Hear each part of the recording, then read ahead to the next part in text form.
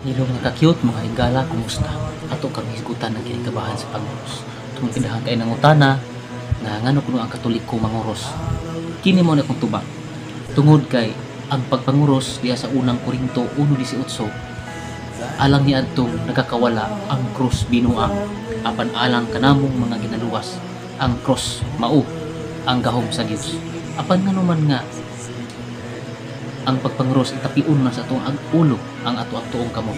Biblikal ba kini? Biblikal kaayo atong basahon ang kining Genesis 48 bersikulo 14.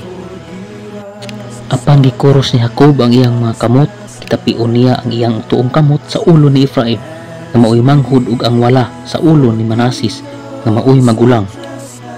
Alright, tungod ni ana ang pagpanguros dakong biblikal kay gahom ra isa sa Dios. Kaduha, nga itapiun sa ulo ang tuong kamot, biblikal usab sumala sa daang kasabutan. Thank you.